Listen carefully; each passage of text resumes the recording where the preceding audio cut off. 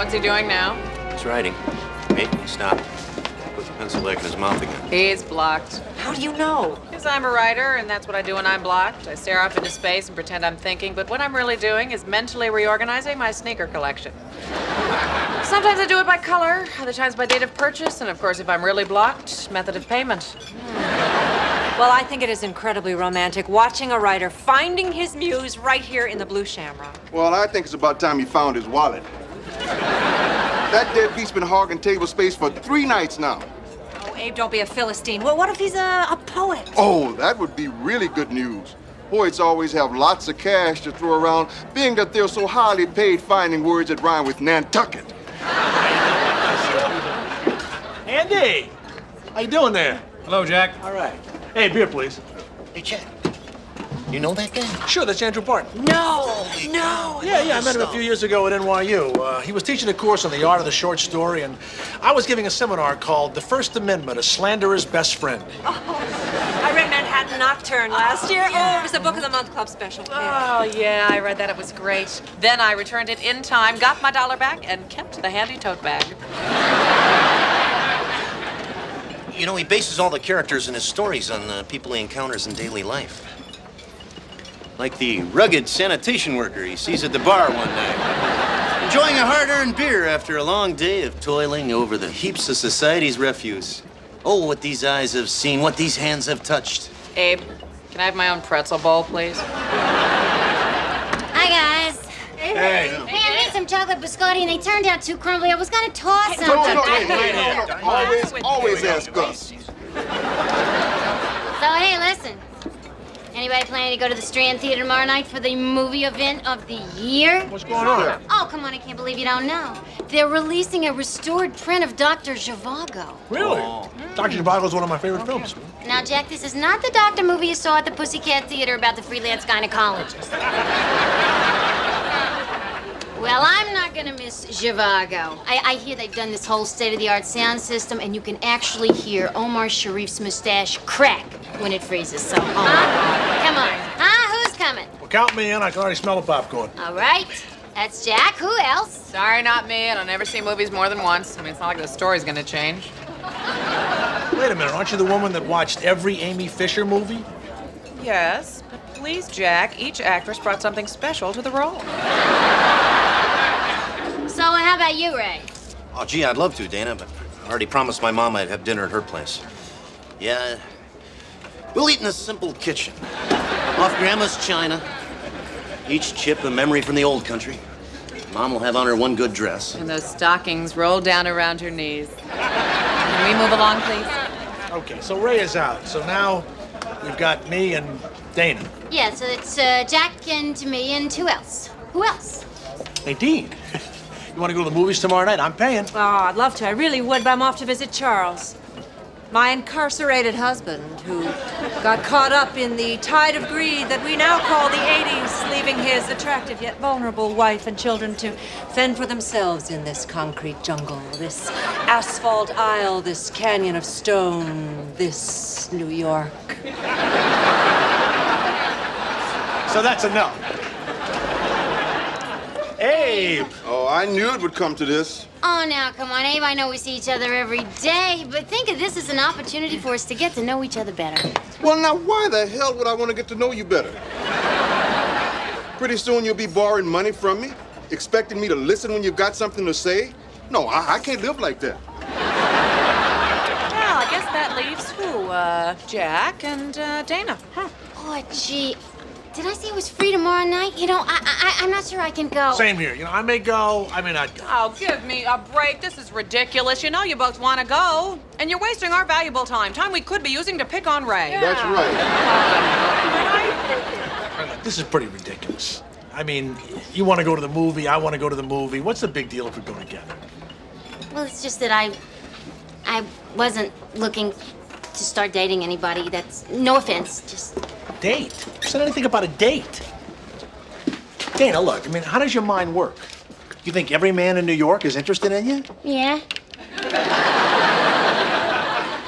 All right, look, I've been on enough dates in my life to know what constitutes a date and what does not, and this is definitely not a date. I mean, first of all, I'm not paying for you. Well, I'm not paying for you. Well, there you have it. I mean, this is not a date. All right.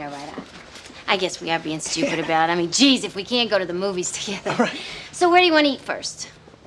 You want to eat first? Well, gee, then it's, dinner and a movie, and that's kind of datey. Well, I don't think so. You gotta eat, I gotta eat. How about Chinese? No good. I'm meeting my editor tonight at a Chinese restaurant. So? Well, who eats Chinese food 2 nights in a row? 5 billion Chinese people. I got a great idea. The Russian Tea Room. It's a perfect place to put us in the mood for Dr. Zhivago. The Russian tea room? Well, Dana, isn't that considered like a date restaurant? What does that mean, Jack? People walk in, order a salad, and take their clothes off? All right, you're right. We'll have a few blinis. We'll sit next to each other in the theater. Maybe we'll share an armrest. Yeah, it'll be okay. Yeah. I'm starting to look forward to this. Yeah, me too. All right. I mean, not like I would a date. Oh, of course not. I probably won't even shave. Me either.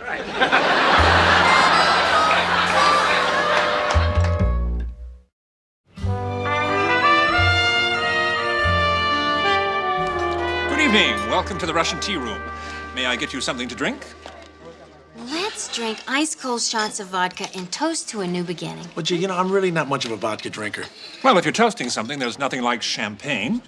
Champagne? We have some very moderately priced bottles. No, it's not the price. It's just that, champagne is so, it's so special. It's all right. Friends can drink champagne. You're right. Why not? Okay, we'll have champagne and we're gonna make a toast. Very good. Well, we negotiated our way through that little minefield. I don't know why being together is so tough for us. Maybe it's because Meg is always trying to push us together. Yeah, well, she's your best friend. She loves you. Actually, it's very sweet. And if she doesn't stop it soon, I'm gonna have to work her over in a dark alley.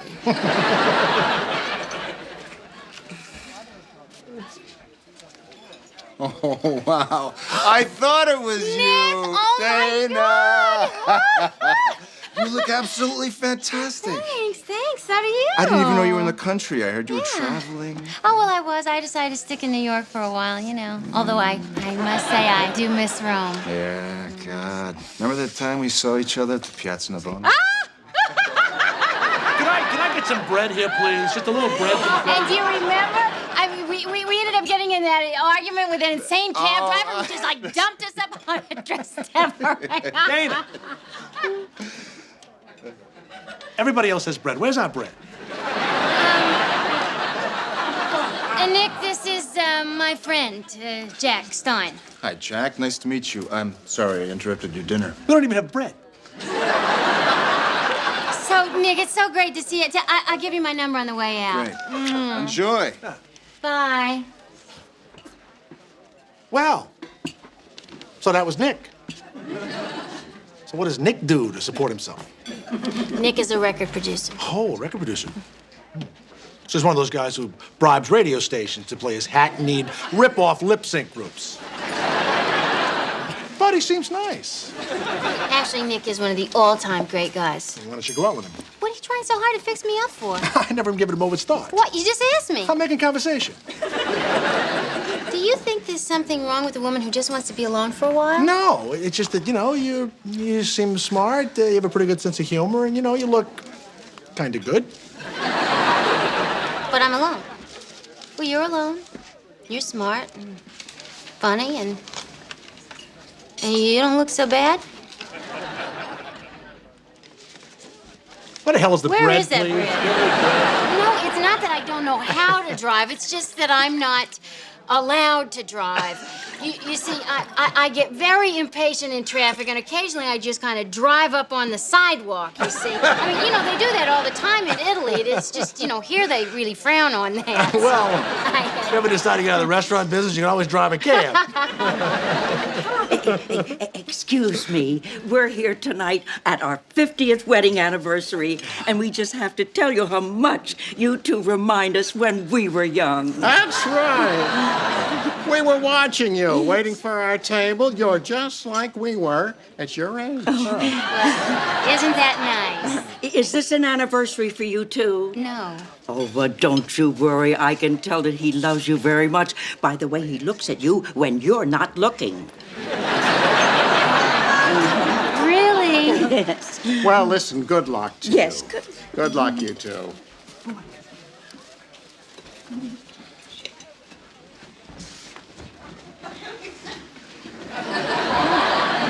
You look at me when I'm not looking? I might have. I guess sometimes. How do you look at me? Oh, for God's sakes, Dana, I don't know. Like this.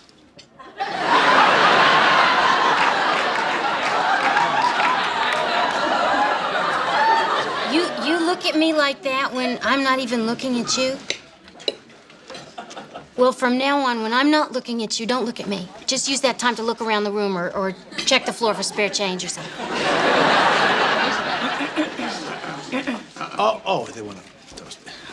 Okay. Hi. Good, great. Good evening. I heard a rumor that this is your anniversary. Is there any particular song you would like to hear? How's about the wedding waltz? No. Oh, but you know what? Could you play Larry's theme from Darling Chicago? Larry's theme. Yes. That's why I traveled over 1,500 miles of frozen wasteland in my bare feet. So I could come to the United States and play Larry's theme. I haven't played it in about 20 minutes. Let me see if I still can remember it. Mister, like to buy pretty roses for your wife. No, she's not my wife. For your girlfriend. She's not my girlfriend. Your mistress. Oh, look, lady. Here, give me the flowers, please. Your niece. Would you go away, please? Just,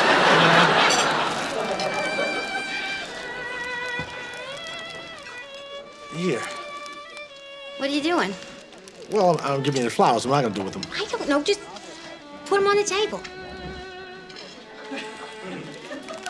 All right, fine.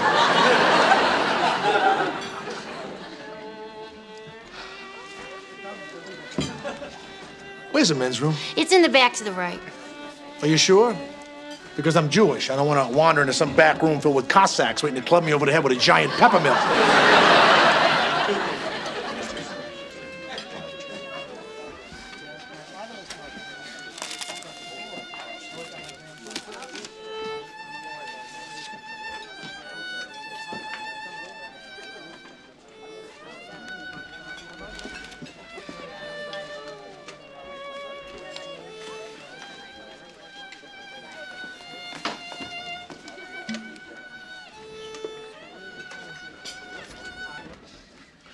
Ugh.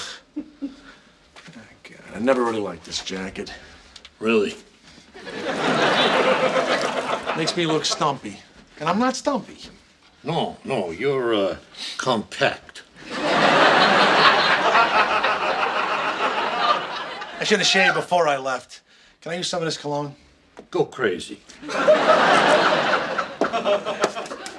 Damn it, I should have worn the brown tweed. Yeah, not that it matters. Or do I care what somebody else thinks? What do you think? I think I'm in love.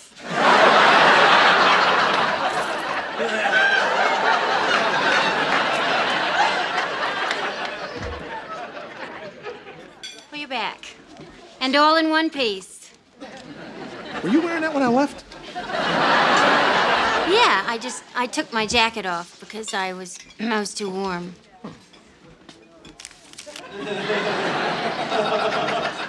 Did you just put on cologne? Yeah, I might have. They had it, right out there on the counter. So I just put it on out of habit, What habit? You don't put cologne on every day. How do you know? Do you smell me? Look, let's make a deal, all right? I won't look at you. You don't go sniffing around me, okay? Excuse me. Would you care for some dessert this evening? I'd like to suggest our Russian wedding cake. I must say, you two look like you could be honeymooners, huh? For God's sake, this is ridiculous. What makes you think we're even a couple? I mean, I could be a lawyer. He could be my client. Or it could be, two bitter scientists getting tanked because they shut down the super collider. Or we could be just two friends, having dinner before a movie. Yeah. I'm sorry. I guess it was the champagne, and the flowers, and Larry's theme. You look so dressed up, and boy, you really slapped on that cologne.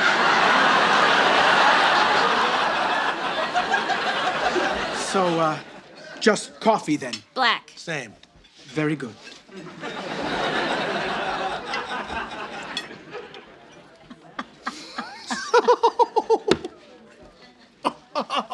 God. Did I say bitter scientists? Oh, my God, he must think we're crazy. I bet that'll be the last time he tries to make small talk with the customers again. Hey, look, if we cut down an annoying way to chit-chat, even in a small way, we have done something good for the world, huh? Oh, man.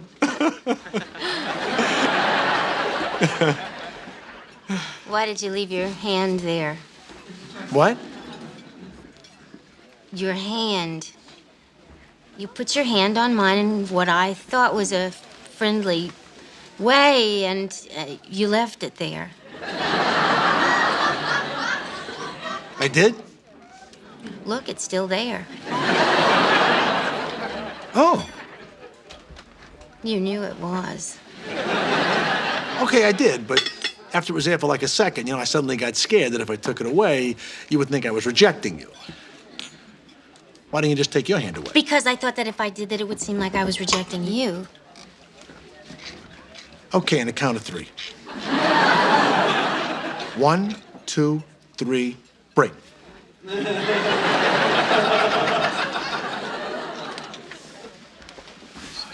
Dana, listen, I have to run. Some kind of crisis in the studio. But I want to see you now that you're back in town. Catch me up in your life. Oh, I'd love to see you. How about dinner Sunday? Sunday's great. Great. Let me give you my new number. And you can call me anytime. Great. See you Sunday. All right, great. Bye. Bye, Jerry. What an idiot. Crisis in the studio. What happened? Somebody steal Mick Jagger's walker? You are so crazy. A few minutes ago, you're trying to set me up with it. Oh, very nice, Dana. Giving a guy your phone number right in front of me. So what? This isn't a date, remember? We're here just as friends. Exactly. That's what I wanted. But no, you turned it into a date. Asking a guy to play Larry's theme. What the hell was that all about? God. And what about you, running to the bathroom, pouring cologne all over yourself? Well, excuse me for caring about my appearance. And if I may be so bold as to mention the fact that you took off your jacket, which is a very date-like maneuver. And furthermore, you showed premeditated date activity by wearing that dress in the first place. You're practically naked. Oh, yes, Dana, when you got dressed tonight, you got dressed for a date. You are ridiculous. Am I?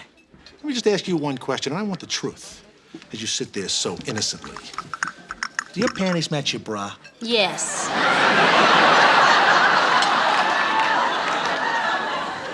Cotton or silk? Silk. Lace-trimmed black silk. All my underwear is lace-trimmed black silk.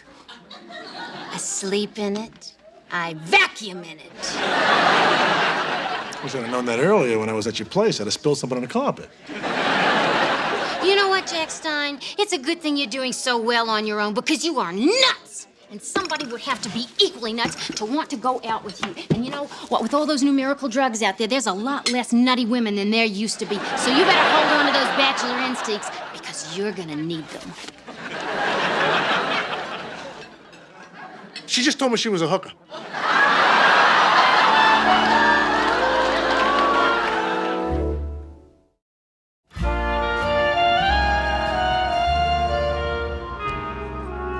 Hey, look, Dana.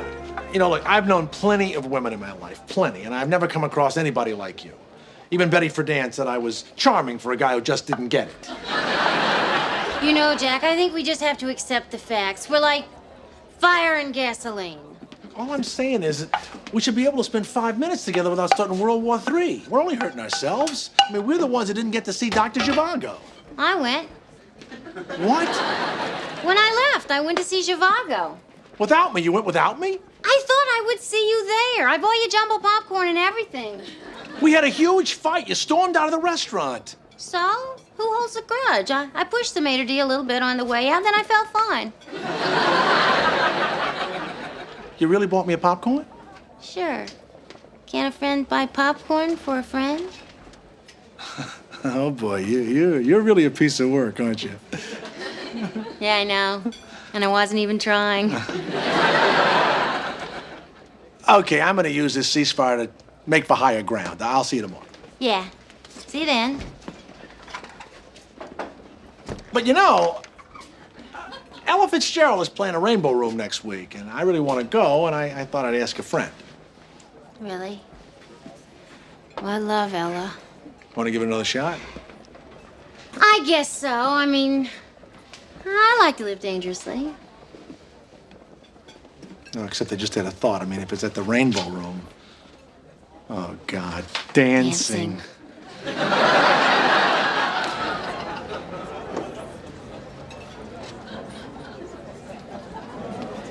Excuse me.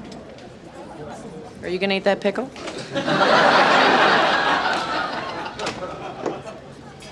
Thank you. What are you doing, Mary Margaret? I'm connecting with the man, Ray, as I have been for the past several days, and I must say I've made quite an impression on him. You see, I have one of those faces that communicates the richness and the wisdom of generations of a great Celtic people. Or is it just that you won't use moisturizer? I can't take it anymore. Isn't anybody else just dying to know what he's writing over there? Nope. Not unless he's writing a check out to Abe Johnson's Blue Shamrock. I think one of us should just go and ask him. What writer wouldn't be flattered by the attention of his devoted fans? I'll do it. We understand each other.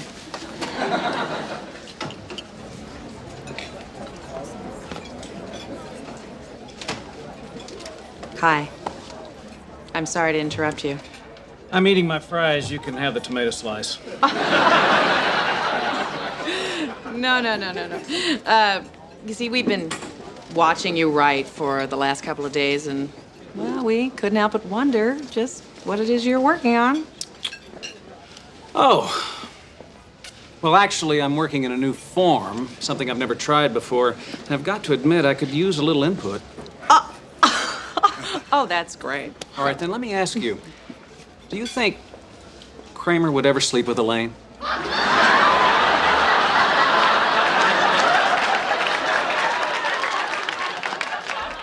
Really starting to get to me. I'm really sick of this. I can't believe how many of these we get. I'm really feeling frazzled lately. Have you noticed? Really. Yeah, that's real funny.